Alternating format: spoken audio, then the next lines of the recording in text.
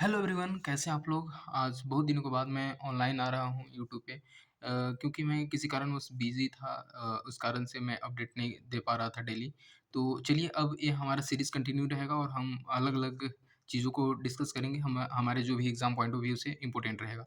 तो आपको जैसे कि मैंने पिछले वीडियो में बताया था कि हम लोग बहुत जल्द ही विज़न आईएएस का जो कंपाइलेशन आता है 1 ईयर का पीटी 365 उसको हम लोग देखेंगे। और इसमें हम लोग कवर करेंगे पूरे 1 ईयर का करंट अफ़ेयर जो कि हमारे कहीं न कहीं एग्ज़ाम पॉइंट ऑफ व्यू से बहुत ही इम्पोर्टेंट हो जाता है। एक बात ये है कि जो कोई जैसे अगर पूरे 1 ईयर का करंट अफ़ेयर या फिर न्यूज़पेपर नहीं किए होंगे, तो उसके लिए एक वन स्टॉप सॉल्यूशन बोल सकते हैं पीटी 365। बहुत सारे कैंडिडेट होंगे जो UPSC and other PCS exam के लिए प्रिपेयर करते हैं, वो कहीं न कहीं इसको पीटी 365 या फिर विज़न के मंथली मैगज़ीन को पे फ़ोकस करते हैं, तो उसके लिए बहुत ही ज़्यादा इम्पोर्टेंट हो जाता है कि अब हम लोग को एक ही बुक में पीटी 365 एक ही कंपाइलेशन में हम लोग कवर करेंगे पूरे 1 ईयर का। तो ये आप देख पा रहे होंगे अब पॉलिटी का भी हम लोग कवर करेंगे, उसी तरह से हम लोग डिस्कस करेंगे जियोग्राफ़ी, हिस्ट्री ये सारी चीज़ को हम लोग कवर करेंगे। तो अभी हम लोग पॉलिटी का देखेंगे और इसमें 2-3 वीडियो में एट लीस्ट क्योंकि सबसे लंबा जब वीडियो हो जाता है तो कोई देखता नहीं है बहुत ज़्यादा उससे में कंसिस्टेंसी नहीं ला पाता है। तो इसको हम लोग 2 या 3 वीडियो में मैक्सिमम डिवाइड करके और लाने का कोशिश करेंगे। तो देखिए ये आप देख पा रहे होंगे अप्रैल 23 से दिसंबर 23 तक का कवर किए हुए इसमें और ये पॉलिटी का है। तो हम लोग चलिए आज देखेंगे और इससे पहले मैं आप लोगों को थैंक्स बोलना चाहूँगा क्योंकि आप लोगों के कंसिस्टेंट सपोर्ट से हमको मेरे लिए कि एप्रिसिएशन का ये काम कर रहा है कि हाँ आपने सब्सक्राइब कर रहे हैं, लाइक कर रहे हैं वीडियो को। तो बस मैं ये कहना चाहता था मेरे तरफ से। तो थैंक यू वन्स अगेन। और बिना किसी देरी का हम लोग आज से देखेंगे ये सारे पीटी को और इससे पहले हम लोग आज देखेंगे पॉलिटी का। ये पॉलिटी एंड गवर्नेंस इसमें कवर किए हुए पूरे 1 ईयर का और इसमें कुछ कंटेंट आप देख पाएँगे, ठीक है? और जैसे इश्यू रिलेटेड टू कॉन्स्टिट्यूशन संविधान से रिलेटेड जो भी न्यूज़ में रहे हैं, क्या किस कारण से रहा, तो वो सारी चीज़ को देखेंगे। कुछ-कुछ राइट्स हैं, हेट स्पीच है, पर्सनैलिटी राइट है, ये सारी चीज़ आप देख पाएँगे, ठीक है? इलेक्शन से रिलेटेड इम्पोर्टेंट लेजिस्लेशन ठीक है? Functioning of parliament, legislature, local government ये सारी चीज़ जो है जैसे-जैसे न्यूज़ में रहे हैं सेंट्रल स्टेट रिलेशन आपको एक चीज़ यहाँ पे हम बताते हैं कि अगर आपने स्टैटिक को अच्छे से कवर कर लिया है, हो सकता है आप कोई भी बुक कवर किए हों आप लक्ष्मीकांत से किए हों, ठीक है? या फिर आप डीडी बसु से किए हों, तो लेकिन किसी भी आप बुक से किए हैं स्टैटिक, अगर स्टैटिक आपका अच्छा है तो ये जितने भी अभी हम लोग करंट अफेयर देखेंगे इसमें, ये आपको समझने के लिए मतलब बोल सकते हैं कि बहुत ही अच्छा रहेगा और आपको समझने में ज़्यादा प्रॉब्लम नहीं होगा क्योंकि मोस्ट ऑफ द जो पॉलिटी का कंटेंट रहता है वो ज़्यादा डिफ़र नहीं करता है करंट अफ़ेयर और अगर हम लोग स्टडी का बात करें तो। तो इस कारण से ये हमारे लिए बहुत ही इम्पोर्टेंट हो जाता है। तो चलिए बिना किसी देरी का हम लोग चलते हैं अपने टॉपिक पे और ये सारी चीज़ आप देख पाएँगे 7-8 इतना है इम्पोर्टेंट एस्पेक्ट्स ऑफ गवर्नेंस का, ठीक है? जैसे कुछ-कुछ स्कीम जो रहते हैं अभी-अभी जो चल रहे हैं न्यूज़ में हाइलाइटेड हैं। ये देखिए जो आप देख पा रहे होंगे scheduled tribe and other traditional forest dwellers तो ये एक्ट जो है बहुत ही इम्पोर्टेंट हो जाता है और कहीं न कहीं इसको किसी भी तरह से पूछा भी गया है प्रीवियस ईयर में। तो चलिए हम लोग चलते हैं अपने इस आज के मुद्दे पे, ठीक है? तो यहाँ पे आप देख पा रहे होंगे इश्यू रिलेटेड टू कॉन्स्टिट्यूशन और इसमें हम लोग का फर्स्ट टॉपिक है बेसिक स्ट्रक्चर डॉक्ट्रिन। आपको पता है कि बेसिक स्ट्रक्चर डॉक्ट्रिन जो है ये केशवानंद भारती केस से स्टार्ट हुआ था और ये न्यूज़ में इस वजह से रहा है क्योंकि जो केशवानंद भारती केस 1973 का था उसका 50 ईयर हो गया था, ठीक है? तो आपको पता है कि 50 ईयर हो जाने पे, 100 ईयर हो जाने पे ये हमारे लिए कहीं न कहीं ज़्यादा इम्पोर्टेंट बन जाता है, इस कारण से ये न्यूज़ में रहा था। तो इसी को लेकर के हम लोग देखेंगे कि और क्या इसमें इम्पोर्टेंट चीज़ रहा है। आप इसको देखेंगे कि इवोल्यूशन ये स्टार्ट कैसे हुआ, इसका पूरे टाइमलाइन को हम लोग देखते हैं, ठीक है?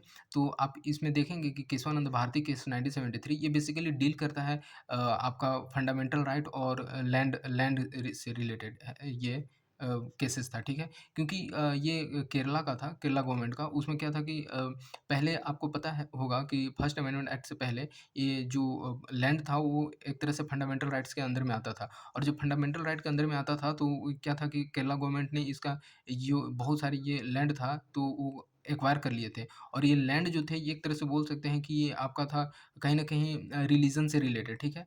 तो इस कारण से ये जो जितने भी आप आर्टिकल देख रहे होंगे 25, 26 ये कहीं न कहीं रिलीजन से रिलेटेड हैं और ये फंडामेंटल राइट में आते हैं, तो उसी को लेकर के ये चीज़ था। तो आपको आपको इस तरह से घुमा सकता है आपको कि क्या था, तो आप देख पाएँगे कि ये केरला लैंड रिफॉर्म एक्ट 1963 के तहत इसको एक्विजिशन कर लिया था इस लैंड को, ठीक है? तो इस कारण से ये ज़्यादा चर्चा में रहा था उस टाइम पे और उसमें जब सुप्रीम कोर्ट ने अलग-अलग अपना जजमेंट से जब वर्डिक्ट देने लगा, तब उस समय बहुत ही ज़्यादा चेंजेस लाए गए कॉन्स्टिट्यूशन में, ठीक है? फिर मिनी कॉन्स्टिट्यूशन का आप जब देखेंगे कि 44th कॉन्स्टिट्यूशनल अमेंडमेंट को बोलते हैं, तो बहुत सारे चेंजेस आए हैं उसके बाद से, तो वो हमारे लिए बहुत ही ज़्यादा इम्पोर्टेंट और ये केसेस से इम्पोर्टेंट हो जाता है कॉन्स्टिट्यूशन में रिफ़ॉर्म क के लिए बोल सकते हैं, ठीक है? तो आप देखिएगा ये एक और सबसे इम्पोर्टेंट हो जाता है कि अभी तक जितने भी केसेस हुए हैं कि जितने भी सुप्रीम कोर्ट में केसेस गए हैं, ठीक है? उसको जो इसमें सबसे हाईएस्ट जज बेंच जो था ये केशवानंद भारती केस में थे और वो भी 13, ठीक है? तो ये सबसे इम्पोर्टेंट एक हो जाता है, ठीक है? अगर आप वन डे वाला एग्ज़ाम कोई भी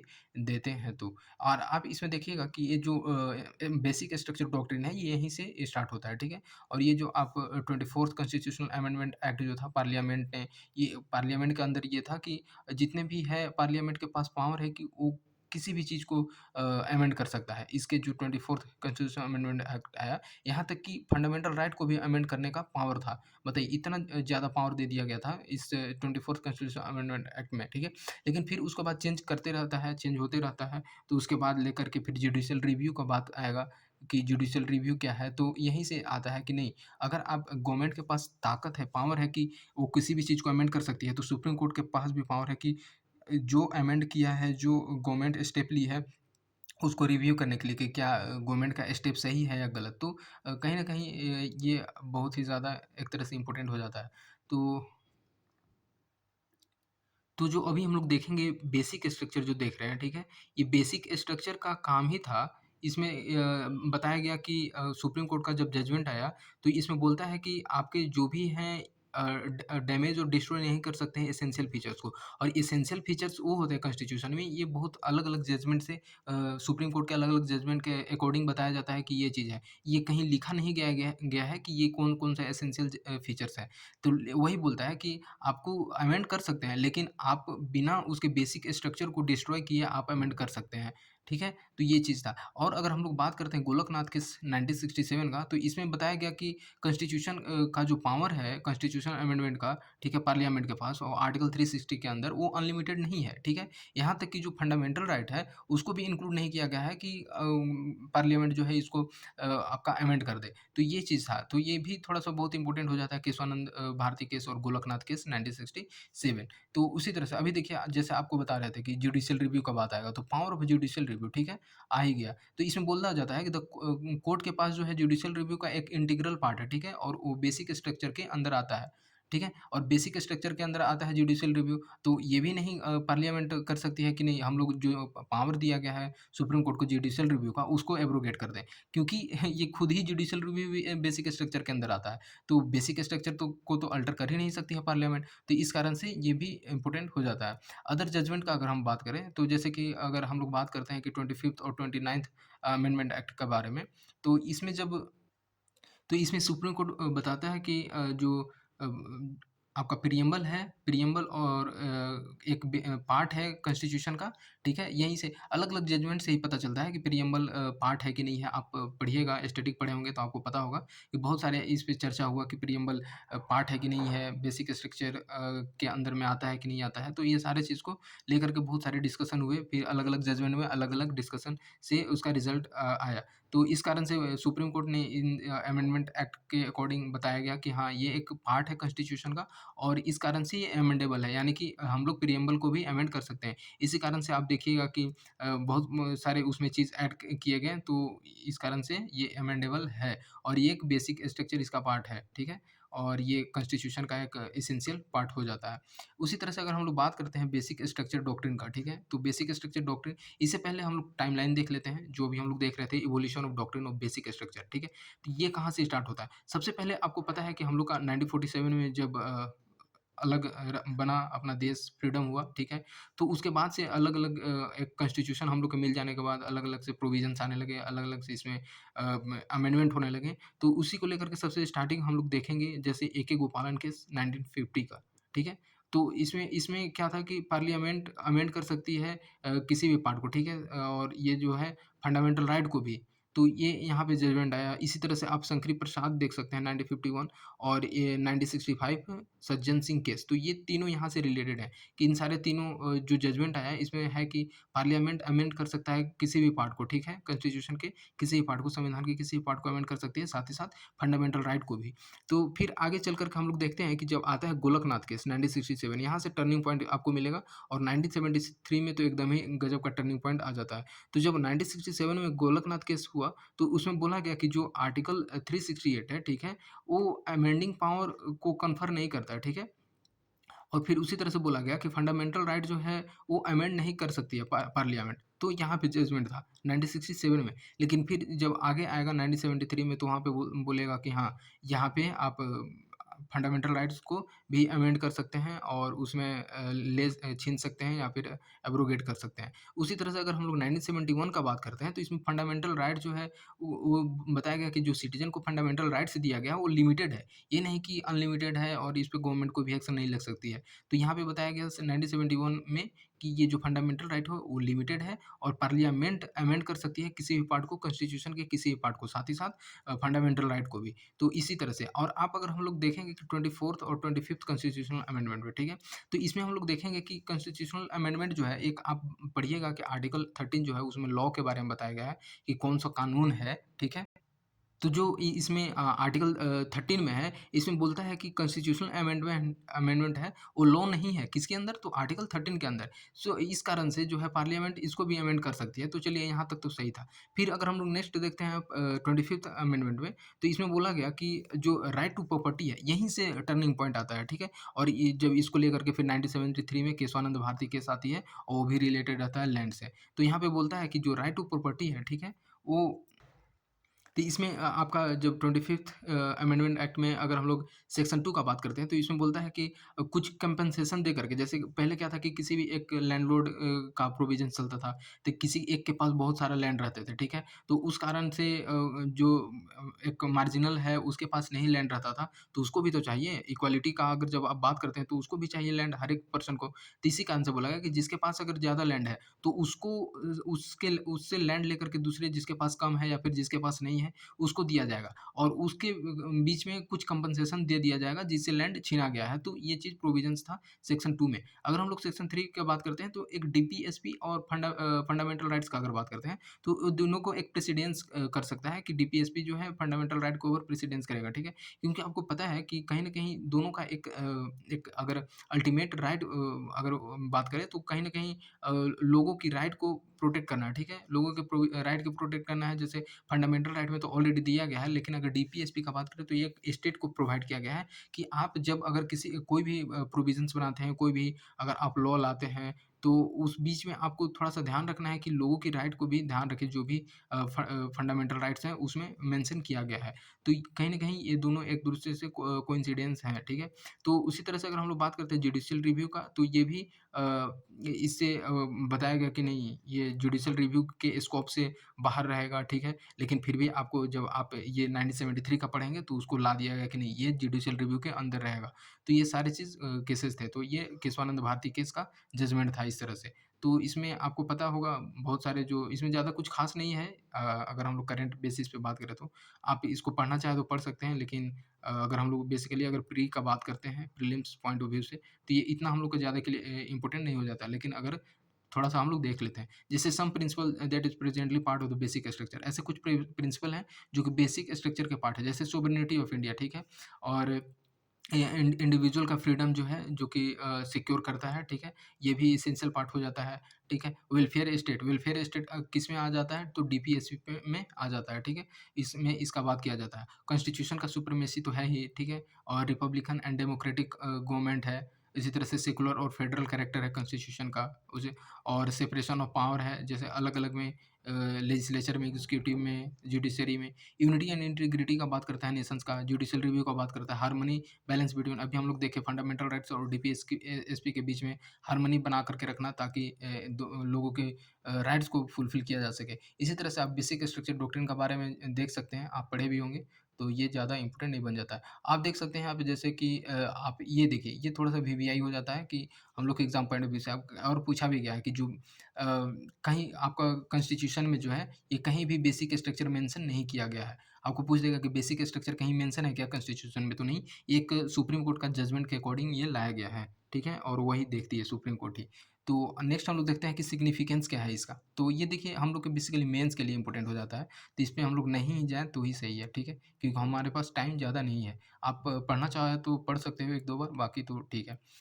तो चलिए ठीक है, नेक्स्ट हम लोग देखते हैं कि इंडिपेंडेंस ऑफ डिस्ट्रिक्ट जुडिशरी, ठीक है? And basic structure. तो यही चीज़ें आप पढ़े होंगे अगर लक्ष्मीकांत अगर आप फ़ॉलो करते हैं तो उसमें पढ़े होंगे कहीं न कहीं पॉलिटी में कि अलग-अलग जुडिशरी जो है ये तो अलग-अलग है। अगर सुप्रीम कोर्ट हो गया, फिर नीचे उसके हाई कोर्ट हो जाते हैं, ठीक है? फिर उसके नीचे आ जाते हैं डिस्ट्रिक्ट डिस्ट्रिक्ट में और वो भी आ जाता है सबऑर्डिनेट कोर्ट और ये चीज़, ठीक है?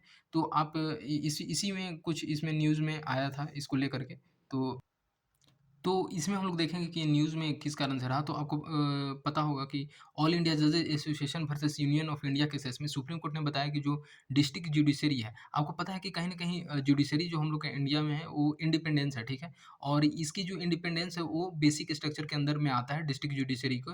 तो ये चीज़ आपको ध्यान रखना है, ये हाँ, ये पॉइंट इम्पोर्टेंट हो जाता है कि जो सुप्रीम कोर्ट ने बताया कि डिस्ट्रिक्ट जुडिशरी जो है इंडिपेंडेंस वो जो आता है बेसिक स्ट्रक्चर के अंदर आता है। यानी कि अगर बात करें तो कहीं न कहीं इसमें तो मेंशन नहीं किया गया है बट कहीं न कहीं ये जुडिशियल रिव्यू के अंदर में आ जाता है। जैसे अगर कोई भी अगर ये डिस्ट्रिक्ट जुडिशरी अपना स्टेटमेंट देती है तो कहीं न कहीं ये जो सुप्रीम कोर्ट है वो उसको देखेगी कि उसका जजमेंट सही है कि नहीं है, तो उसके प्रोविज़न से। वैसे अभी भी ये चलते आता है कि हाई कोर्ट के जजमेंट को भी अपना वॉच करती है सुप्रीम कोर्ट। तो उसी तरह से अगर हम लोग बात करते हैं कि और इसमें क्या न्यूज़ में रहा, तो ये ज़्यादा हम लोग के लिए इम्पोर्टेंट नहीं हो जाता है। जैसे कुछ इसमें बात किया गया पे, पेंशन, ठीक है? अदर सर्विस कंडीशन, ठीक है? जुडिशरी और हाई कोर्ट, सुप्रीम कोर्ट के बारे में इन लोग जब ऐसा मीटिंग हुआ है तो केवल एक ही थोड़ी बात चलेगा, तो ये सारी चीज़ बात हुई। सेपरेशन ऑफ पावर का बात किया गया है, स्टाफ और लेजिस्लेटिव, एग्जीक्यूटिव और लेजिस्लेटिव विंग्स के में, ठीक है? यूनिफाइड जुडिशरी का बात किया गया, तो यूनिफाइड जुडिशरी तो है ही। उसी तरह से अगर हम लोग देखते हैं कि डिस्ट्रिक्ट जुडिशरी, ठीक है? तो आपको पता है कि डिस्ट्रिक्ट जुडिशरी जो है ये एक हाईएस्ट जुडिशियल अथॉरिटी होती है कहाँ पे? तो आपका डिस्ट्रिक्ट का अगर हम लोग बात करते हैं तो, ठीक है? उसी तरह से इसका ऑर्गेनाइजेशनल स्ट्रक्चर ज्यूरिसडिक्शन और नोमेनक्लेचर का बात करें, तो ये सबॉर्डिनेट जुडिशरी, ठीक है? कि अभी तो आपको बताएँ कि सबॉर्डिनेट जुडिशरी होती है, तो उसी उसी के बीच में ये एक आती है, ठीक है? स्टेट में। तो इसी तरह से है इसका अलग-अलग सबका स्ट्रक्चर और ये चीज़ है दिया बताया गया है। और इस कारण से जो है ये स्टेट टू स्टेट ये थोड़ा-थोड़ा वेरी करती है क्योंकि आपको पता है हाई कोर्ट तक तो ठीक है? सुप्रीम कोर्ट और हाई कोर्ट तक तो ठीक है। लेकिन अगर हम लोग बात करते हैं डिस्ट्रिक्ट कोर्ट में, तो कहीं न कहीं अलग-अलग स्टेट में अलग-अलग प्रोविज़न्स हैं, अलग-अलग कम्युनिटी है, कास्ट है और तो कहीं-कहीं ट्राइबल लोग हैं। तो ये सारी चीज़ को ध्यान में रखते हुए थोड़ा-थोड़ा डिफ़र कर जाता है। अगर इसका स्ट्रक्चर का बात करें डिस्ट्रिक्ट जुडिशरी का स्ट्रक्चर का बात करते हैं तो। तो ये चीज़ है कहीं न कहीं जैसे आपका 3 टायर सिस्टम हो जाता है पंचायती राज में तो उसी तरह से इसको थोड़ा-सा हम लोग रिलेट कर सकते हैं कि कहीं-कहीं थोड़ा-सा वेरी कर जाता है। और अगर इसमें हम लोग देखें अपॉइंटमेंट, पोस्टिंग और प्रमोशन का, ठीक है? तो ये चीज़ होता है कि ये गवर्नर के अकॉर्डिंग आपको पता है कि ये थोड़ा-सा इम्पोर्टेंट हम लोग को हो जाता है कि ये गवर्नर के अकॉर्डिंग ये स्टेप लिया जाता है उसके प्रमोशन को लेकर के, पोस्टिंग को लेकर के, अपॉइंटमेंट को लेकर के, ठीक है? और जब गवर्नर इसका अपॉइंटमेंट ये सब करेगी, प्रमोशन और ये सब पोस्टिंग, तो गवर्नर को हाई कोर्ट के जजेस से, ठीक है? वहाँ पे कॉन्टैक्ट करना होता है और हाई कोर्ट के कंसल्टेशन के बाद ही ऐसा स्टेप लिया जा सकता है, ठीक है? नेक्स्ट हम लोग देखते हैं कि एब्रोगेशन ऑफ आर्टिकल 370 आपको पता है कि बहुत ही हाइलाइटेड टॉपिक है आर्टिकल 370 का और पहले पूछा हुआ था क्वेश्चन बट बीच में इतने सारे न्यूज़ चले, उसमें तो नहीं कहीं न कहीं पूछा गया है। तो इसमें लेकिन थोड़ा-सा हम लोग को देखना पड़ेगा क्योंकि ये न्यूज़ में रहा है तो। तो हम लोग देखेंगे कि जो सुप्रीम कोर्ट है वो बताया बताया कि ये जो यूनियन गवर्नमेंट का 2019 का डिसीजन था कि रिपील करने के लिए जो स्पेशल स्टेटस दिया गया है जम्मू एंड कश्मीर को और वो किसके अंदर में आता था आर्टिकल 370 में, उसी को लेकर के सुप्रीम कोर्ट का जो बताया गया कि ये वैलिड है और फिर उसको वहाँ से रिपील कर दिया गया, ठीक है? जो स्पेशल स्टेटस दिया गया था जम्मू एंड कश्मीर को, तो उसी को लेकर के न्यूज़ में ये थोड़ा-सा हाइलाइटेड था, ठीक है? तो ये बताया जा रहा है, आपको थोड़ा-सा डेट याद कर नहीं कर सकते हैं, क करना भी है तो ज़्यादा इम्पोर्टेंट नहीं हो जाता, ठीक है? कि 5 अगस्त 2019 को, ठीक है? प्रेसिडेंट जो थे वो उन्होंने तो 2019 में प्रेसिडेंट ने यहाँ पे एक कॉन्स्टिट्यूशनल ऑर्डर को लाया था 2019 का, और वो भी रिलेटेड था कि जो स्पेशल स्टेटस दिया गया है जम्मू एंड कश्मीर को, उसको एब्रोगेट कर दिया जाए, ठीक है? तो उसी को लेकर के पार्लियामेंट जो है इनेक्ट करती है जम्मू कश्मीर रीऑर्गेनाइजेशन एक्ट 2019, ठीक है? और उसमें क्या था कि 2 यूटीज़ में डिवाइड कर दिया, आप लद्दाख और जम्मू एंड कश्मीर देखिएगा तो। फिर उसको खैर बाद में स्टेट को एक को स्टेट बना दिया गया। उसी तरह से आप देखिएगा कि इसमें बताया गया कि पिटिशनर जो थे, ठीक है? वो यूनियन के एक्शन को थोड़ा-सा कि एक्शन को चैलेंज कर दिए कि नहीं, ये जो स्टेप ले रही है यूनियन गवर्नमेंट ये सही नहीं है, तो इसको लेकर के भी जजमेंट होते रहते हैं, पिटिशनर हैं तो लगाएँगे ही, ठीक है? तो इसमें जजमेंट में आया कि जो प्रेसिडेंट प्रोक्लेमेशन है 2019 अगस्त 2019 का, अभी तो हम लोग देखें कि प्रेसिडेंट ने 2019 में लाया कि नहीं, जो अपील है उसको फिर डिनाई कर दिया जाए और एक अलग प्रोक्लेमेशन लाया जाए। तो उसी को लेकर के जो सुप्रीम कोर्ट ने बताया कि जे जम्मू एंड कश्मीर जो है, ठीक है? वो कोई भी स्पेशल जो सॉवरेनिटी है वो अटेंड नहीं करती है, ठीक है? क्योंकि आपको पता है कि और ये इस कारण से कि जब 1947 में जब उसको अपने अंदर किया गया, ठीक है? तो भले उस टाइम पे दिया गया था, लेकिन सुप्रीम कोर्ट का जजमेंट आता है कि कोई भी स्पेशल सॉवरेनिटी अटेंड नहीं करती है, ठीक है? जम्मू एंड कश्मीर। तो फिर उसी तरह से इसमें बताया गया कि आर्टिकल 370 जो है वो टेम्पोरेरी और ट्रांसलेशनल प्रोविज़न्स है, उसको बदला जा सकता है और ये टेम्पोरेरी चीज़ है। तो उसी तरह से इसमें अलग-अलग जजमेंट दिया गया, ठीक है? और 2 कार्व कर दिया गया आउट ऑफ स्टेट, ठीक है? यूनियन टेरिटरीज़ में इसको चेंज कर दिया गया। तो इसमें यही बताया गया कि पार्लियामेंट लॉ ला करके इसमें पार्लियामेंट आपको पता है कि आर्टिकल 1 टू 3 में है कि नए स्टेट का फ़ॉर्मेशन उसको करना, तो उस कारण से इसमें चेंजेज़ लाए गए और यूटीज़ और स्टेट में चेंज किए गए, ठीक है? तो अगर यही है, ज़्यादा इसमें कुछ ख़ास नहीं रहता है। आपको जैसे कि हमने बताया कि अगर आप स्टैटिक अच्छे से किए हैं तो इसमें करंट अफ़ेयर ज़्यादा मैटर नहीं करता। आगे हम लोग देखेंगे कुछ-कुछ गवर्नेंस से रिलेटेड, तो थोड़ा-सा हम लोग के लिए ज़्यादा इम्पोर्टेंट हो जाता है। अगर हम लोग बात करते हैं इस एसआर बोमई केस को लेकर के, आप अलग-अलग केसेस देखेंगे, तो इसमें सुप्रीम कोर्ट बताता है कि जो स्टेट इमरजेंसी के टाइम पे जो प्रेसिडेंट रूल लगते हैं, ठीक है? एक्शन ऑफ प्रेसिडेंट, बेसिकली उसका कहने का मतलब यही है। तो ये क्या है कि जुडिशियल स्क्रूटनी के लिए क्या है, ये ओपन है, ठीक है? होता है ना कि कुछ-कुछ ऐसे चीज़ होते हैं जिसमें कि सुप्रीम कोर्ट एक्शन नहीं लेगी। तो यही है, अलग-अलग जजमेंट में आता है कि नहीं, ये भी सुप्रीम कोर्ट की स्क्रूटनी के लिए ओपन है, ठीक है?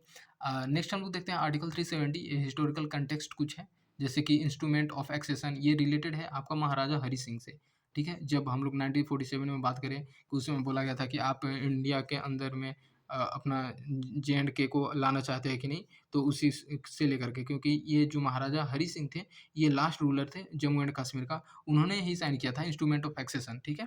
और उन्होंने एग्री किया था कि अपना जो स्टेट है, ठीक है? वो इंडिया के साथ मिलाना। तो इसी को लेकर के साइन किया गया था इंस्ट्रूमेंट ऑफ एक्सेशन।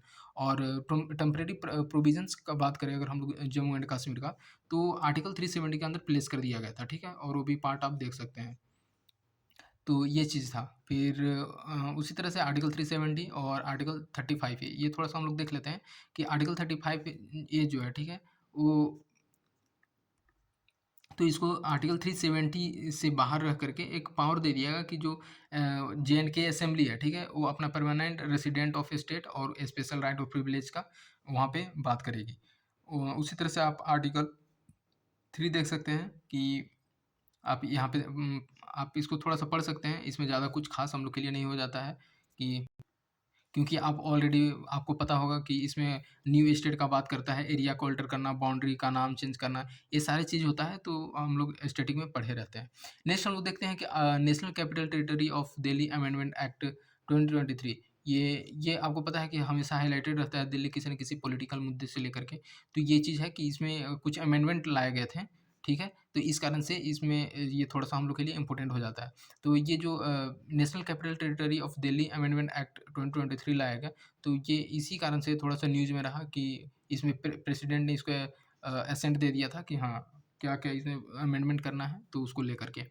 तो यहाँ पे अगर हम लोग कंपोज़िशन का बात करते हैं, कंपोज़िशन तो इसमें है कि चीफ़ मिनिस्टर ऑफ दिल्ली एक चेयरपर्सन की तरह ही एक्ट करेंगे, ठीक है? और इसमें होम सेक्रेटरी का जो दिल्ली गवर्नमेंट का है, ठीक है? वो एक मेंबर की तरह, ठीक है? सेक्रेटरी सेक्रेटरी मेंबर की तरह रहेंगे, ठीक है? और नेक्स्ट हम लोग देखते हैं कि चीफ सेक्रेटरी दिल्ली का, वो भी मेंबर की इसमें रहेंगे। तो ये इसका कंपोज़िशन है कि चीफ मिनिस्टर रहेंगे इसमें, ठीक है? और मेंबर एज़ अ सेक्रेटरी उसमें रहेंगे आपका होम सेक्रेटरी दिल्ली गवर्नमेंट का, और उसी तरह से चीफ सेक्रेटरी भी एज़ अ मेंबर आपको देखने को मिलेंगे इसमें। तो ये जो बनाया गया था, अमेंडमेंट के लिए लाया गया था। तो इसमें कुछ है, आप हाइलाइटेड टॉपिक आपको आप देख सकते हैं, जैसे national capital civil service authority, ठीक है? और ये नया स्टैट्यूटरी अथॉरिटी है। अब वैसे भी इसमें तो कुछ ख़ास नहीं, आपको पूछा जाएगा कि कौन-सा बॉडी है। तो ये स्टैट्यूटरी बॉडी है, और आपको पता है कि यूपीएससी और अदर एग्ज़ाम के लिए इम्पोर्टेंट हो जाता है कॉन्स्टिट्यूशनल बॉडी और ये चीज़, नॉन कॉन्स्टिट्यूशनल बॉडी, तो ये हम लोग के लिए थोड़ा-सा ध्यान में रख सकते हैं, ठीक है? तो इसमें बताया गया कि तो इसमें आप देखिएगा कि जो लेफ्टिनेंट गवर्नर हो वहाँ के सबसे हेड एक तरह से होते हैं जो कि इन्फॉर्म करते हैं सेंट्रल को। तो उनके पास एक पावर है ट्रांसफ़र पोस्टिंग का, विजिलेंस का और अदर इंसिडेंशियल मैटर का। तो ये चीज़ आप समझ सकते हैं। और यहाँ पे सबसे इम्पोर्टेंट हम लोग के एग्ज़ाम पॉइंट से हो जाता है कि जो सेंट्रल गवर्नमेंट है वो अपॉइंट करती है प्रिंसिपल सेक्रेटरी और चीफ सेक्रेटरी को, ठीक है? ये जो हम लोग 2 देखे यहाँ पे। बाकी इनका तो इलेक्शन होता है चीफ मिनिस्टर के लिए, तो यहाँ पे हम लोग समझ सकते हैं। अगर हम लोग पावर पावर की बात करते हैं लेफ्टिनेंट गवर्नर का, ठीक है? तो ये ज़्यादा कुछ नहीं है, आप इसमें देख सकते हैं कि ये legislative competence of Delhi legislative assembly से बाहर रहता है। ये इसलिए बाहर रहता है क्योंकि ये सीधे इन्फॉर्म करती है सेंट्रल गवर्नमेंट को, ठीक है? तो इस कारण से आप यहाँ पे समझ सकते हैं, ठीक है? और बाकी यही है, प्राइमेसी टू लेजिस्लेटिव गवर्नर और लेफ्टिनेंट गवर्नर, मतलब जिस तरह से स्टेट में आप को देखने को मिलते हैं गवर्नर, उसी तरह से लेफ्टिनेंट गवर्नर ये इसमें आपको यहाँ पे इनका रोल प्ले करता है, ठीक है? ये चाहे तो उस इस चीज़ को रिकमेंड दे सकता है या फिर रिटर्न कर सकते हैं वापस रिकंसिडरेशन के लिए, तो ये सारी चीज़ें इसमें ज़्यादा कुछ खास इंपॉर्टेंट नहीं हो जाता हम लोग के एग्ज़ाम पॉइंट ऑफ व्यू से। सबसे इम्पोर्टेंट यहाँ पे हम लोग ये देखेंगे कि evolution of administration of Delhi government, तो ये किस तरह से हो जाता है, ठीक है? Disposal of matter of minister ये है, ये भी ज़्यादा कुछ खास नहीं हो जाता है। और जैसे कि पीस एंड ट्रैंक्विलिटी मेंटेन करना, relation between Delhi government, central government, supreme court other के बारे में, ठीक है? फिर समनिंग, प्रोरोगेशन, डिसोल्यूशन, ये सारी चीज़ें कि लेजिस्लेटिव असेंबली को लेकर के, तो ये चीज़ इनका थोड़ा-सा काम हो जाता है। तो ये तो कॉमन चीज़ है, हर में आपको देखने को मिलेगा। और आप यहाँ पे देखिएगा कि जैसे the governance model of Delhi NCT, ठीक है? तो ये इसका गवर्नेंस मॉडल है कि कौन-कौन से एक्ट लाए गए हैं, कौन-कौन से कुछ आपको यहाँ पे देखने को मिलेगा। जैसे एल बालाकृष्णन कमेटी है, ठीक है? तो ये आपको पूछ सकता है कहीं ना वन डे एग्ज़ाम में कि एस बालाकृष्णन कमेटी किससे रिलेटेड है? तो यही दिल्ली दिल्ली से रिलेटेड है, ठीक है? तो तो यही चीज़ इसमें बताया गया है कि जो क्लासिफ़िकेशन है यूटी में कर दिया गया दिल्ली को, और वो भी किसके अंदर, तो आर्टिकल 239 के अंदर, ठीक है? तो इस तरह से, और स्टेट्स रीऑर्गनाइज़ेशन एक्ट 1956 में तो दिल्ली को क्या बना दिया गया, यूटी बना दिया गया। तो ये क्या ही इम्पोर्टेंट हो जाता है हम लोग के लिए, ठीक है? तो इसमें आप देखिएगा कि डायरेक्टली गवर्न किया जाता है यूटीज़ प्रेसिडेंट से, ठीक है? और इसका एडमिनिस्ट्रेशन वहीं से किया जाता है, ठीक है? एडमिनिस्ट्रेशन किया जाता है जो कि प्रेसिडेंट के द्वारा उसमें अपॉइंट किया जाता है। जैसे कि अगर हम लोग लेफ्टिनेंट गवर्नर का बात करें, एलजी का बात करें तो। और स्पेशल स्टेटस दिया गया है, जैसे कि रिकमेंडेशन दिया गया अभी जो हमने बताया कि एस बालाकृष्णन कमेटी के द्वारा, जो कि 69th कॉन्स्टिट्यूशनल अमेंडमेंट एक्ट 1991 ने बताया कि दिल्ली को स्पेशल स्टेटस दिया जाए, ठीक है? और वो भी एनसीटीडी, ठीक है? जो किस तरह से, national capital territory of Delhi. तो आर्टिकल 239 ए ऐड कर दिया गया, डबल ए, आप यहाँ पे ये थोड़ा-सा देखिएगा, ठीक है? और उसमें बताया गया कि जो दिल्ली है एक जो दिल्ली यूनियन टेरिटरीज़ है, और ये कैसे, तो इसमें लेजिस्लेचर इसका रहेगा, ठीक है? इसमें ये विधानसभा इसमें रहेगा, और ये चाहे तो अपने लिए लॉ भी बनाएगी, ठीक है? तो ये चीज़ इसमें ऐड कर दिया गया, वो भी किस आर्टिकल में लाया गया, तो आर्टिकल 239 ए, बस यही थोड़ा-सा हम लोग के लिए इम्पोर्टेंट हो जाता है। नेक्स्ट हम लोग बात करें कि लेफ्टिनेंट गवर्नर का, तो एडमिनिस्ट्रेशन का रोल प्ले करेगी, जो कि अपॉइंट किया ही जाता है प्रेसिडेंट के अकॉर्डिंग। और पावर ऑफ दिल्ली लेजिस्लेचर, ठीक है? तो इसमें पावर बताया गया कि जैसे कोई भी स्टेट सब्जेक्ट, आपको पता हैगा कि लिस्ट अलग-अलग सब्जेक्ट लिस्ट बता बाँटा गया है, कंकरेंट, लिस्ट, स्टेट लिस्ट और सेंट्रल लिस्ट, ठीक है? तो इसमें बताया गया कि उसमें आप लॉ बना सकती है, ठीक है? जो दिल्ली है, स्टेट लिस्ट, कंकरेंट लिस्ट पे, ठीक है? और सबसे ख़ास बात हम लोग को जानने का ये है, यहाँ पे अगर वीवीआई हम लोग लिखते हैं, तो इसमें बताया गया कि जो पुलिस, ठीक है? और पब्लिक ऑर्डर और लैंड को छोड़ कर के, बाकी जो भी सब्जेक्ट हैं, स्टेट और कंकरेंट लिस्ट में, उस पे जो है दिल्ली लॉ बना सकती है। तो ये चीज़ हम लोग के लिए इम्पोर्टेंट हो जाता है थोड़ा-सा। और जीएनसीटीडी का अगर हम लोग बात करें, तो आप देख सकते हैं यहाँ पे government of national capital territory of Delhi act 1991। इसमें एक फ्रेमवर्क लाया गया, बताया गया कि दिल्ली असेंबली जो है और दिल्ली गवर्नमेंट, ठीक है? इसके इनके फंक्शन के बारे में बताया गया इस एक्ट में। तो चलिए ठीक है, इतना हम लोग को जानने का मिला। अब हम लोग देखते हैं कि प्रिवेंटिव डिटेंशन, ठीक है? प्रिवेंटिव डिटेंशन ये आप पढ़िएगा, फंडामेंटल राइट भी पढ़िएगा, तब उसमें आपको बताया गया है कि आर्टिकल 22 देखिएगा, तो उसमें थोड़ा-सा हो जाता है। तो ये कहीं न कहीं हाइलाइटेड होता ही है और इस कारण से हम लोग का न्यूज़ में रहा। तो इसमें अगर हम लोग कुछ थोड़ा-सा इसके बारे में जानना चाहें, तो प्रिवेंटिव डिटेंशन का मतलब यहाँ पे बताया गया है कि वैसे व्यक्ति, ठीक है? और उसको बिना ट्रायल के ही और बिना कन्विक्शन का, ठीक है? तो आपको पता होगा जैसे कि प्रिवेंटिव प्रिवेंटिव का मतलब ही होता है रोकना। तो इसमें क्या होता है कि अगर ऐसा आपको लग रहा है कि ये व्यक्ति जो है ये खतरा प्रोड्यूस कर सकता है, ठीक है? पब्लिक ऑर्डर के लिए ये थोड़ा-सा प्रॉब्लम क्रिएट कर सकता है, तो उसको बिना ट्रायल किए ही, ठीक है? और बिना कन्विक्शन के ही, तो उसको अपने अंदर में रख लिया जाता है कि और इस एप्रीहेंशन से कि हाँ, ये जो व्यक्ति है वो डेंजरस क्रिएट कर सकता है पब्लिक ऑर्डर के लिए। बस इसी का ये मतलब होता है प्रिवेंटिव डिटेंशन का मतलब। मतलब बिना कुछ अभी तो कुछ किया नहीं है, लेकिन लग रहा है कि आने वाले फ्यूचर में ऐसा कर सकता है, तो उसको अंडर कर लिया जाता है, बिना विदाउट ट्रायल के ही, ठीक है? तो इस कारण से, तो ये इसका अगर हम लोग पर्पज़ का बात करें, तो इसको रोकना है कि हाँ, ये जो आदमी है, ये जो व्यक्ति है, जो पर्सन है, वो कहीं न कहीं ऑफ़ेंस अगर कमिट कर दे आने वाले टाइम में, तो उसको रोकने के एक प्रोविज़न्स है, ये इस तरह से प्रिवेंटिव डिटेंशन और ये आर्टिकल दिया गया है। तो आर्टिकल अगर हम लोग बात करते हैं जैसे कि आपको प्रोटेक्ट करता है, protecting against arrest and detention, वो आर्टिकल 22 में दिया गया है और 22 1 और 22 2 में, और ये क्या है कि अवेलेबल नहीं है उस पर्सन के लिए, ठीक है? तो जो आर्टिकल हम लोग पढ़ते हैं जैसे आर्टिकल 22 2 का सबसेक्शन 2, ठीक है? तो उसमें जो आप अगर किसी पर्सन को अरेस्ट कर दिया गया है, उस पर्सन के लिए ये नहीं है, ठीक है? ठीक है? वो अवेलेबल नहीं है और वो जब वो person under preventive detention law article 22 सब क्लॉज़ 3 में के अंदर अगर उसको डिटेन कर लिया गया है, तो अपने राइट के लिए नहीं बोल सकता है, ठीक है? और इस आर्टिकल के अकॉर्डिंग कि ये मेरा फंडामेंटल राइट्स को वायलेट कर रहा है। तो ये इस लॉ के अंदर में अगर उसको अरेस्ट कर दिया गया है तब। तो ये चीज़ हम लोग को थोड़ा-सा बारे में ध्यान रखना था, ये थोड़ा-सा इम्पोर्टेंट हो जाता है। और नेक्स्ट हम लोग बात करें कि इस पार्लियामेंट के पास एक पावर है, ठीक है? कि प्रिवेंटिव डिटेंशन लॉ को लेकर के कुछ कानून बनाना, जैसे डिफेंस, फॉरेन अफेयर्स और सिक्योरिटी ऑफ इंडिया के लिए, तो ये पार्लियामेंट जो है ये लॉ बना सकती है।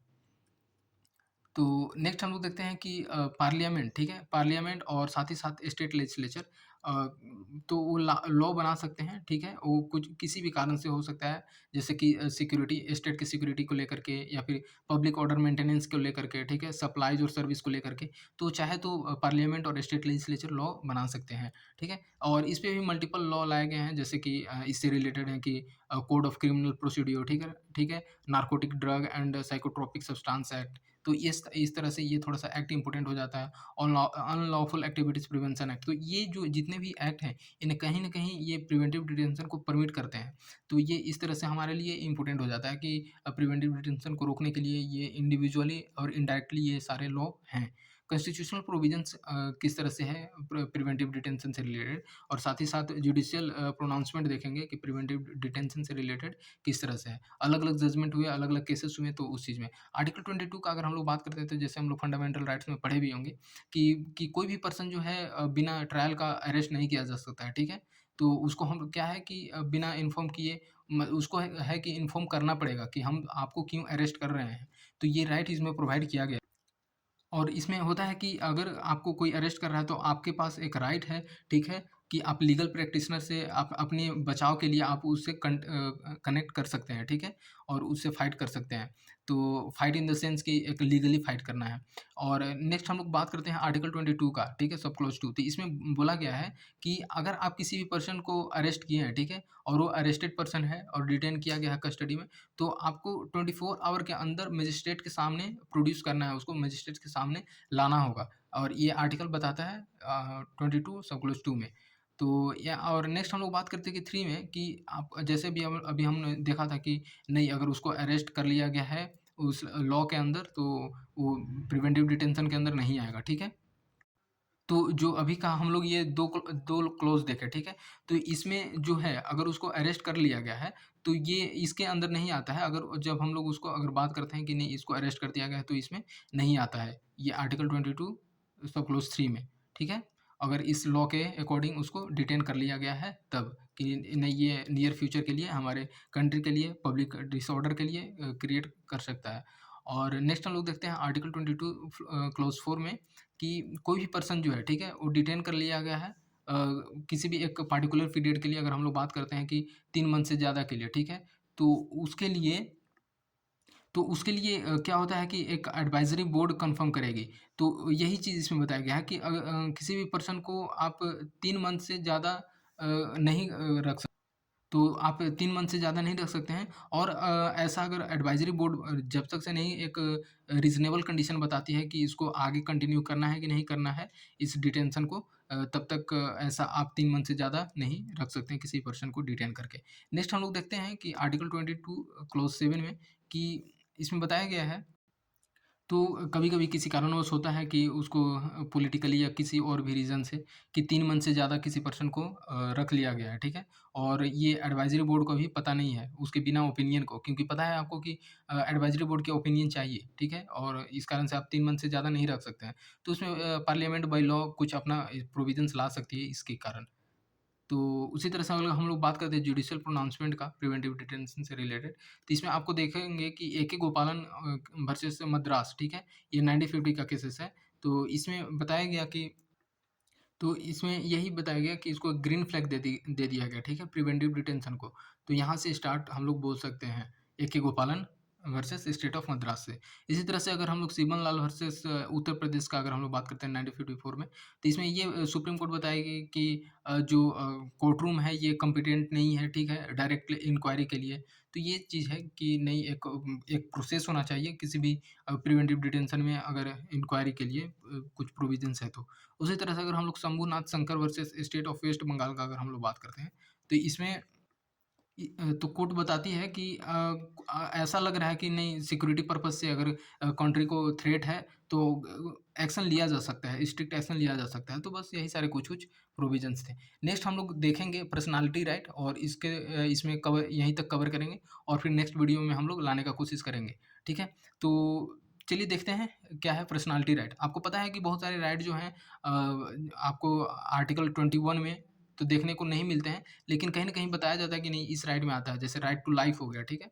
जीवन जीने का अधिकार, तो ये भी आता है आर्टिकल 21 में। अलग-अलग जजमेंट में आपको, जैसे कि राइट टू क्लीन एनवायरनमेंट, ठीक है? राइट टू क्लीन एनवायरनमेंट, अगर साफ-सुथरा एनवायरनमेंट है, तो वो भी आर्टिकल 21 में आता है। तो कहीं न कहीं इस तरह से मोल्ड करके क्वेश्चन बनाया जाता है। तो ये हमारे लिए इम्पोर्टेंट हो जाता है। हाल ही में हम लोग देखते हैं, जैसे ये न्यूज़ में क्यों रहा, तो इसमें ज़्यादा कुछ ख़ास नहीं है कि ये बॉलीवुड एक्टर की पर्सनैलिटी राइट को लेकर के कुछ मुद्दे थे, ठीक है? थर्ड पार्टी मिसयूज़ उसका किया था, तो इस कारण से हाइलाइटेड हो गया था पर्सनैलिटी राइट। और पर्सनैलिटी राइट इस कारण से हाइलाइट हुआ, तो हम लोग के लिए एग्ज़ाम पॉइंट ऑफ व्यू से भी ज़्यादा इम्पोर्टेंट हो जाता है। तो इसमें देखते हैं कि पर्सनैलिटी राइट बेसिकली होता क्या है? किसको हम लोग पर्सनैलिटी राइट बोलेंगे, ठीक है? तो ये राइट होता है कि आपका किसी भी पर्सन किसी पर्सन का पर्सनैलिटी राइट होता है, ठीक है? अपना उसको प्रोटेक्ट करने की राइट दिया गया है, और वो भी किसके अंदर, तो राइट टू प्राइवेसी और राइट टू प्रॉपर्टी के अंदर। तो इस कारण से हो सकता है कि पर्सनैलिटी राइट में ये दोनों को इंक्लूड कर दिया गया। ये भी पूछेगा कि किसको-किसको इंक्लूड कर दिया गया है, तो राइट टू प्राइवेसी और साथ ही साथ राइट टू प्रॉपर्टी को इंक्लूड कर दिया गया है पर्सनैलिटी राइट में, ठीक है? और इसका मतलब, जैसे कि और डिटेल में बताया गया है कि इसमें आ जाएगा, आपका नेम आ जाएगा, वॉइस आ जाएगा, सिग्नेचर, इमेज और भी कोई भी अदर फीचर्स, ठीक है? तो ये चीज़ पर्सनैलिटी राइट में आ जाएँगे। आगे हम लोग देखते हैं कि पर्सनैलिटी राइट इंडिया में उसका क्या अभी रोल है, ठीक है? तो अलग-अलग प्रोविज़न्स है कि नहीं है, तो इसमें हम लोग बात करते हैं। जैसे पर्सनैलिटी राइट का अगर बात करते हैं और उसके प्रोटेक्शन को लेकर के कि पर्सनैलिटी राइट और उसकी सुरक्षा कौन कर रहा है, कैसे कर रहा है, ठीक है? तो वो क्या है कि अभी कहीं भी मेंशन नहीं है, ठीक है? पूरी तरह से मेंशन नहीं किया गया है किसी भी इंडिया के इंस्टीट्यूट में या फिर बोल सकते हैं कि ना कॉन्स्टिट्यूशन में ना कहीं भी अभी इस तरह से अलग-अलग लॉ जो बनाए जाते हैं, तो उसमें मेंशन अच्छे से मेंशन नहीं किया गया, ठीक है? और लेकिन उसको हम लोग ट्रेस करते हैं कि नहीं ये जैसे अगर राइट टू प्राइवेसी अभी तो हम लोग बताया कि इससे रिलेटेड है कि राइट टू प्राइवेसी और राइट टू प्रॉपर्टी, तो इससे रिलेट करते हैं कि नहीं ये पर्सनैलिटी राइट जो है ये राइट टू प्राइवेसी और राइट टू प्रॉपर्टी के अंदर में आता है। अगर आपका उसका वायलेट होता है, यानी कि आपका ये राइट टू प्राइवेसी वायलेट हो रहा है और इसके लेकर के आप वहाँ पे कंप्लेंट कर सकते हैं, हाई कोर्ट, सुप्रीम कोर्ट जहाँ भी जाना है। तो उसी से लेकर के देखिए आपको जैसे 2 कंपोनेंट है पर्सनैलिटी राइट का कि right to publicity and right to privacy. ये दोनों चीज़ हम लोग देखेंगे इसमें कि राइट टू पब्लिसिटी का अगर हम लोग बात करते हैं तो इसमें जैसे क्या होता है कि अभी ऑनलाइन का जो चल रहा है, ठीक है? व्हाट्सएप, यूट्यूब, इसमें क्या होता है कि कोई भी कॉपी करके किसी दूसरे का और अपने बेनिफिट के लिए या फिर किसी और कारण से उसको यूज़ कर देते हैं या फिर मिसयूज़ कर देते हैं, ठीक है? और वो भी जो ओनर है उसको पता नहीं रहता है। तो ये चीज़ आ जाता है राइट टू पब्लिसिटी में, ठीक है? कि किसी का इमेज को लेकर के, किसी का लाइकनेस को लेकर के, ठीक है? और उसको हम लोग कमर्शियली एक्सप्लॉइट करते हैं और उस जो ओनर है उसको पता भी नहीं रहता है। तो ये चीज़ इसमें इंक्लूड किया गया है। तो इसी को लेकर के बनाया गया था जैसे जैसे कि अगर हम लोग बात करते हैं कि द ट्रेडमार्क्स एक्ट ऑफ 1999 और कॉपीराइट एक्ट अभी तो हम लोग हाँ, सही बात है। जो कॉपीराइट एक्ट इसी वजह से कि आप किसी दूसरे के कंटेंट को कॉपी करके अगर आप करते हैं तो ये थोड़ा-सा वायलेट कर रहे हैं आप कॉपीराइट के अकॉर्डिंग, ठीक है? तो ये सारी चीज़ इसको एक इंक्लूड कर दिया गया है। और इसी तरह से अगर हम लोग बात करते हैं राइट टू प्राइवेसी का, तो राइट टू प्राइवेसी जो है, ये जो है एक एक तरह से तो इसमें आप किसी भी पर्सन को विदाउट परमिशन से अगर उसके वायलेट करते हैं, तो ये एक तरह से राइट टू प्राइवेसी का बात आ जाता है, ठीक है? तो ये भी एक तरह से मेंशन किया गया है आर्टिकल 21 में, ठीक है? कॉन्स्टिट्यूशन आर्टिकल 21 में अच्छे तरह से मेंशन किया गया है। और जैसा कि अगर हम लोग इससे main related right to privacy से बात करते हैं, इम्पोर्टेंट केसेस हो जाता है केस पुट टू शॉ में, ठीक है? केसेस 2018 का ये राइट टू प्राइवेसी से ही रिलेटेड हो जाता है। तो ये थोड़ा-सा इम्पोर्टेंट है। हम लोग के लिए कहीं भी कोट कर सकते हैं मेंस पॉइंट ऑफ एग्ज़ाम में। और पुट्टुस्वामी पर्सनैलिटी राइट का देखें, ठीक है?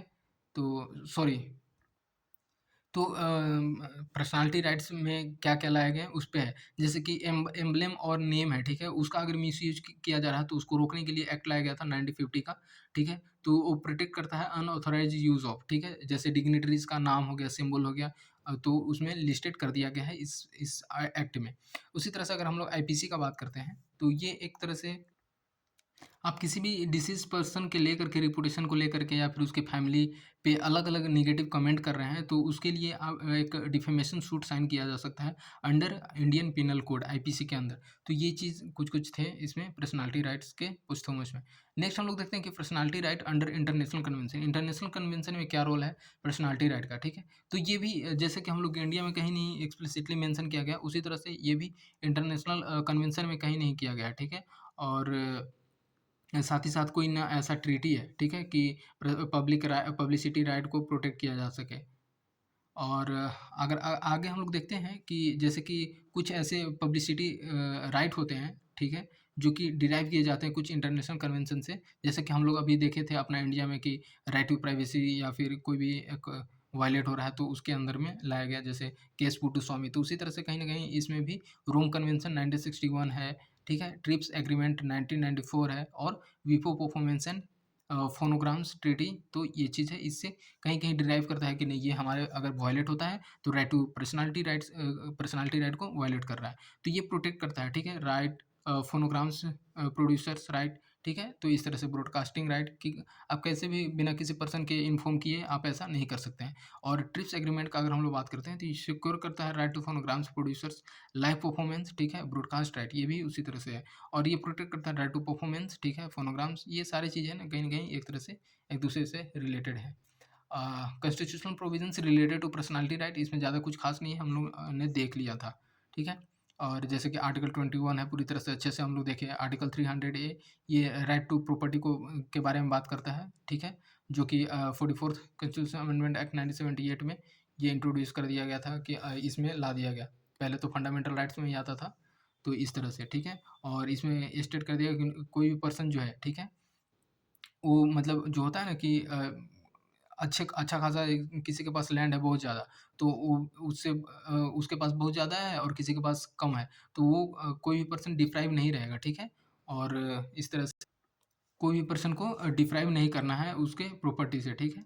तो इस तरह से कुछ-कुछ केसेस थे और इसमें आप देखेंगे कि जुडिशियल जजमेंट में क्या-क्या लाया गया राइट टू प्राइवेसी को लेकर के। Deepa Deepa Jaya Kumar versus L Vijay case, ठीक है? ये मद्रास से रिलेटेड था, right to personality related case है।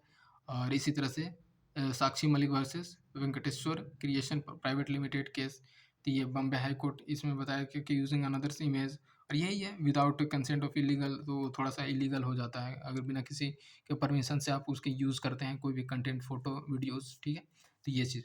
इसी तरह से हम लोग देख लेंगे लास्ट में हेट स्पीच को, ठीक है? हेट स्पीच, उसके बाद हम लोग इस चीज़ को स्टॉप करेंगे और नेक्स्ट वीडियो में हम लोग कवर करेंगे आगे का, ठीक है? हेट स्पीच बहुत ही ज़्यादा ये थोड़ा-सा पॉलिटिकली मुद्दा हो जाता है और चलता है, तो उस कारण से कि तो इससे रिलेटेड थोड़ा-सा न्यूज़ में ये रहा है और सुप्रीम कोर्ट इस पे जोर दिया था कि स्टेक होल्डर को थोड़ा-सा एक लॉन्ग टर्म सॉल्यूशन लाना होगा, इसको इस प्रॉब्लम हेट स्पीच के प्रॉब्लम को रोकने के लिए, ठीक है? तो ये थोड़ा-सा supreme court suo motu action भी लेती है कभी-कभी, तो इस तरह से ये थोड़ा-सा इनका एडवाइस था, ठीक है? तो ये हेट स्पीच का अगर हम लोग बात करें तो ये है कि कहीं भी कोई भी लॉ में डिफाइन नहीं किया गया है, ठीक है? हेट स्पीच, और इसी तरह से जैसे कि जनरली हेट स्पीच उसको बोला जाता है जैसे कि किसी के भी थोड़ा-सा इंसाइटमेंट करना, हेट्रेड फैलाना, ठीक है? और किसी भी ग्रुप को लेकर के, पर्सन को लेकर के बैड कमेंट करना, तो ये सारी चीज़ है। और आप इसमें हेट स्पीच में आप ऑनलाइन भी यूज़ करते हैं, जैसे कि व्हाट्सएप, इंस्टाग्राम, कुछ भी, तो उसमें आप स्प्रेड करते हैं रॉन्ग मैसेज, ठीक है? जैसे कि एक्सप्रेशन को लेकर के, इमेज को लेकर के, कार्टून बना कर के, मीम बना कर के, ऑब्जेक्ट, जेस्चर को लेकर के, ठीक है? अलग-अलग सिंबल की तरह से उसको थोड़ा-सा डिफेम करने का कोशिश करते हैं। तो इस कारण से आपको यहाँ पे देखने को मिलेगा कि ये हेट स्पीच को प्रमोट कर रहा है। तो इसको रोकने के लिए एक प्रोविज़न्स लाने के लिए सुप्रीम कोर्ट का अलग एक जजमेंट और एक एडवाइस दिया गया, ठीक है? तो इस पे एक थोड़ा-सा जोर दिया गया। फिर देखते हैं कि जैसे कि कुछ रेगुलेशंस हैं हेट स्पीच को लेकर के भारत में, ठीक है? तो इसमें है कि कॉन्स्टिट्यूशनल प्रोविज़न्स क्या है कि हेट स्पीच बेसिकली एक आप बोल सकते हैं कि अंडर आर्टिकल 19 जो है, ठीक है? ये कर्टेल करता है कि जैसे पब्लिक ऑर्डर हो गया, इनसाइटमेंट ऑफ ऑफेंस हो गया और सिक्योरिटी ऑफ स्टेट का अगर ऐसा बात करता है तो हाँ, ये हेट स्पीच के अंदर में आता है। ये इस तरह से कॉन्स्टिट्यूशनल प्रोविजंस का एक पार्ट हो जाता है। तो नेक्स्ट हम लोग देखते हैं कि भारतीय न्याय संहिता 2023, ये इम्पोर्टेंट हो जाता है कहीं न कहीं, क्योंकि ये थोड़ा-सा नया-नया है, तो ये हमारे लिए इम्पोर्टेंट हो जाता है। अगर हम लोग इसका बात करें कि सेक्शन 196 सीधे-सीधे आपको पूछ देगा कि भारतीय न्याय संहिता किससे रिलेटेड है, तो ये हेट स्पीच से रिलेटेड है और सेक्शन 196 जो है ये पेनलाइज़ प्रमोट करता है। अगर आप किसी भी डिफरेंट ग्रुप में डिफरेंट लोगों में हो सकता है उसके रिलिजन को लेकर के, रेस को लेकर के, place of birth, resident, language को लेकर के अगर आप हेट क्रिएट करते हैं, तो ये इसमें पेनलाइज़ेशन का है कि आपको दंड दिया जाएगा, ऐसा प्रोविज़न्स है सेक्शन 196 में। सेक्शन 299 का बात करते हैं, तो ये डिफाइन करता है कि इसमें भी उसी तरह से है कि अगर रिलीजियस फीलिंग और किसी भी क्लास की रिलीजियस फीलिंग को आउटरीच कर रहा है, तो इसमें पनिशमेंट का प्रोविज़न्स है, ठीक है? और कोई भी अगर मैलिशियस एक्ट प्रोवाइड कर रहा है, तो इसके लिए भी ये इसमें एक्शन लिया जाएगा। फिर उसी तरह से है सेक्शन 53 1-2 क्लॉज़ में, ठीक है? कि पेनलाइज़ेशन का है, प्रोविज़न्स है, जैसे कि स्टेटमेंट है, र्यूमर फैला रहा है, रिपोर्ट कॉज़िंग पब्लिक मिसचीफ, ठीक है? इन्विटी कर रहा है, ill will between different classes हेटेड प्रोवाइड कर रहा है, तो ये सारी चीज़ कहीं न कहीं इससे रिलेटेड हैं। भारतीय न्याय संहिता 2023 में अलग-अलग प्रोविजन्स में बताया गया है।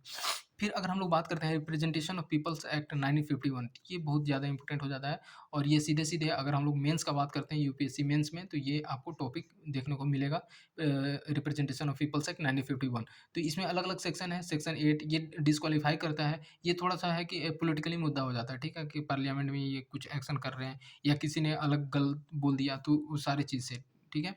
तो ये डिस्क्वालीफाई करता है पर्सन को, ठीक है? जो कि इलेक्शन लड़ने वाले हैं और उन्होंने अगर ऐसा कुछ किया है तो। जैसे कि अगर आप अगर वो पर्सन है कि फ्रीडम ऑफ स्पीच और एक्सप्रेशन ठीक है, हर हर किसी को मिला है फ्रीडम ऑफ स्पीच एक्सप्रेशन, अगर इसका मिसयूज़ कर रहा है, तो मिसयूज़ करके अलग-अलग स्टेटमेंट दे दिया, तो उसके लिए ये थोड़ा-सा पेनलाइज़ेशन का काम करता है, डिस्क्वालीफाई कर दिया जाएगा इसके अंदर में, सेक्शन 8 के अंदर में। उसी तरह से अगर representation of people's act, RPA act 1951 का अगर सेक्शन 123 का अगर बात करते हैं और सेक्शन 125 का, तो ये रोकता है इनविटी अगर होता है या फिर किसी भी ground of religion, race, caste, sex, ठीक है? तो इस तरह से अगर कम्युनिटी लैंग्वेजेज़ इस बेसिस पे अगर कोई भी ऐसा करप्ट और इलेक्टोरल प्रैक्टिस करता है, तो इसमें इसको रोकने का कार्य करता है ये सेक्शन 123। क्योंकि आपको पता है कि क्रिमिनलाइज़ेशन ऑफ पॉलिटिक्स में बहुत सारे ऐसे हैं जिन पे बहुत सारे अलग-अलग केसेस हैं, अलग-अलग क्रिमिनल केसेस हैं, तो वो सारी चीज़ जो है अभी आपको देखने को मिलेगा। तो उसी को लेकर के थोड़ा-सा एक स्टेप लिया गया कि नहीं, ऐसा नहीं होना चाहिए। अगर आप पार्लियामेंट में जा रहे हो, अगर आप लॉ बनाने वाले हो, लोगों की भलाई के लिए जा रहे हो, तो आपको भी थोड़ा-सा अच्छा होना होगा, तब जाकर के आप लोगों के बारे में अच्छे सोच पाओगे। तो ये सारी चीज़ प्रोविज़न्स हैं इसमें। फिर उसी तरह से आप देखें कि protection of civil rights act 1955, तो ये भी है सिविल राइट एक्ट प्रोटेक्शन को लेकर के, जैसे सेक्शन 7 का अगर बात करते हैं, ये भी इसमें दंड देने का अधिकार है। जैसे कि अगर आप इनक्रोचमेंट कर रहे हैं, ठीक है? अनटचेबिलिटी को लेकर के, या फिर आप अनटचेबिलिटी को इंसाइट कर रहे हैं, प्रमोट कर रहे हैं, या हो सकता है आप किसी को बोल करके या फिर लिख करके या फिर साइन दिखा करके। तो इसमें सिविल राइट एक्ट 1955 के अंदर ये प्रोवाइड करता है प्रोटेक्शन का, और आपके लिए एक्शन लिया जा सकता है। इसी तरह से है कि रिलीजियस इंसाइटमेंट, ठीक है? प्रिवेंशन ऑफ मिसयूज एक्ट 1988, ठीक है? तो हो सकता है कि अलग-अलग लोगों के अलग-अलग कम्युनिटी के बीच में हेट फैलाने के लिए, हेट्रेट करने के लिए एक्शन लिए जाते हैं, तो उसी को लेकर के एक एक्ट लाया गया 1988 वाला। तो ये सेक्शन 3G इसमें बोलता है कि अगर रिलीजियस इंस्टीट्यूशन और उसके मैनेजर हैं, ठीक है? वो होता है ना कि कहीं-कहीं एक प्रमोट किया जाता है कोई भी इंस्टीट्यूशन में कि नहीं, आपको दूसरे कम्युनिटी के लिए आपको हेट फैलाना है या फिर उसके लिए ऐसे डिसहार्मनी प्रोड्यूस करना है, ठीक है? और वेरियस रिलीजियस ग्रुप में। तो उसके लिए भी होता है कि कहीं न कहीं इंस्टीट्यूशन ज़िम्मेवार होता है, मैनेजर एक जानबूझकर के ऐसे करते हैं, तो उनके लिए एक्शन लिया जाएगा इसके अंदर। तो ये सारी चीज़ थी। उसी तरह से अगर हम लोग बात करते हैं कि जुडिशियल प्रोनाउंसमेंट रिलेटेड टू ये, जैसे कि अलग-अलग जुडिशियल एक्टिविटीज़ में क्या-क्या एक्शन लिए गए हैं। जैसे आप यहाँ पे देखेंगे कि प्रवासी भलाई क्या है ये संगठन प्रवासी भलाई संगठन, ठीक है?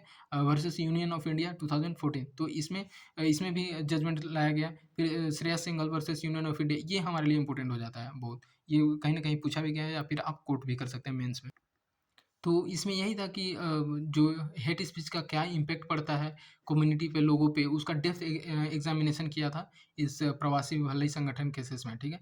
उसी तरह से श्रेया सिंघल केसेस में बताया गया कि आर्टिकल जो 19 में है, 2 में, कि आपको फ्री स्पीच और एक्सप्रेशन का राइट है। तो इसमें आप ऐसा है कि अगर आपको आपके लिए अगेंस्ट आपके एक्शन लिया जाएगा, तब तक नहीं लिया जाएगा जब तक कि आप अगर थोड़ा-सा पब्लिक डिसऑर्डर को या फिर वायलेंस को लीड नहीं कर रहे हैं या फिर इनिशिएट नहीं कर रहे हैं। तो ये चीज़ था। उसी तरह से miss Devgan versus Union of India cases में, तो ये हमारे लिए उतना इम्पोर्टेंट नहीं हो जाता है। ये कुछ-कुछ चीज़ें थे जो हमारे लिए इम्पोर्टेंट थे। आपको मैंने पहले भी बताया कि एस्थेटिक इसमें ज़्यादा मैटर करता है। आप कै किस तरह से हैं। तो इसमें हम लोग देखें तो पर्सनैलिटी राइट हमारे लिए इम्पोर्टेंट हो जाता है कि अभी ये नया-नया चीज़ चला है, तो कहीं न कहीं उसको पूछा जाता है क्योंकि बार-बार पूछा गया है। तो चलिए, होप कि आपको अच्छा लगा हो ये हमारे लिए जेपीएससी के लिए, यूपीपीएससी के लिए, ठीक है? और यूपीएससी के लिए तो ये इम्पोर्टेंट हो ही जाता है, ठीक है? तो इस तरह से आप इसको कवर कर सकते हैं और नेक्स्ट वीडियो लाएँगे बहुत जल्दी। होप कि आपको अच्छा लगा होगा, तो वीडियो को लाइक कीजिए एंड चैनल को सब्सक्राइब कीजिए फॉर मोर अपडेट, ठीक है? Thank you very much.